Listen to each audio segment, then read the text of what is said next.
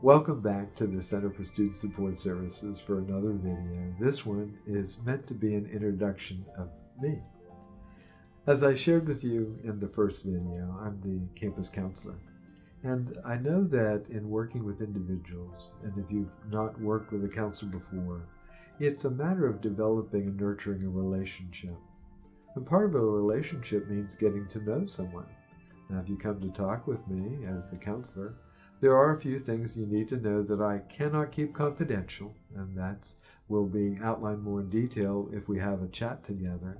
But briefly, that's going to mean things like hurting self, hurting others, abuse or neglect of children or vulnerable adults.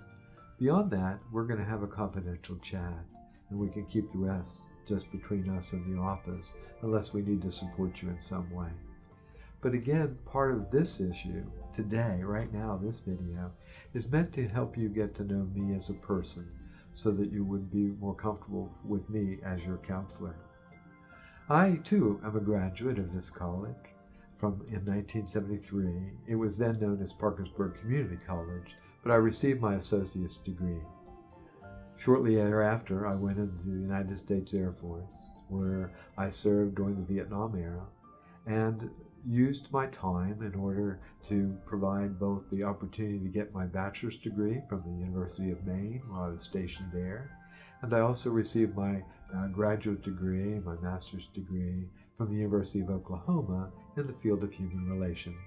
And it's there in the military where I became an Air Force counselor, specializing in the field of substance abuse, when then we called it drug and alcohol counseling.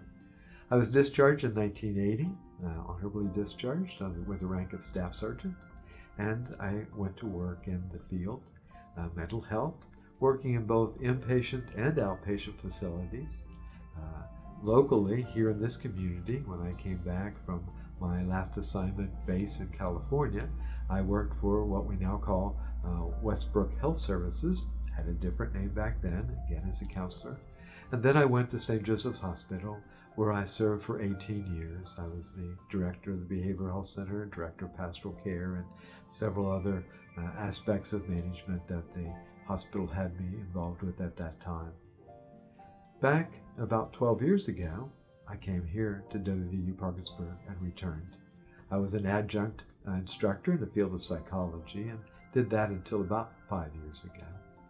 And have initially started the counseling program, and then we added the disability together with it, and we added the veterans with it, which evolved into what is now known as the Center for Student Support Services Department.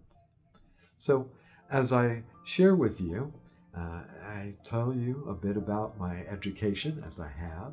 I tell you a bit about my careers, as I have. But I'll also share with you that one of my favorite titles in the whole world comes in different forms, either Pop-Pop or Pap or Grandpap. In essence, I love the fact that I've got several children who have adopted me and adapted me as their grandfather or their great-grandfather. And so part of what I bring into our counseling relationship is a history. I'm a dad, a grandfather. I lost my wife of 44 years to cancer several years ago now. And so that too helps me understand when folks come to me and they deal with their own personal grief and loss, not just as a professional therapist, but as a person. And so I share some of these somewhat intimate details so that you, if you do decide that you want to talk, know a bit about who the person is you're talking to, not just the title or the degrees, but the man of whom I am. And so I also come from the hippie era, at least I claim that, and so I end most of my programs by telling you, as I will today, I bid you peace.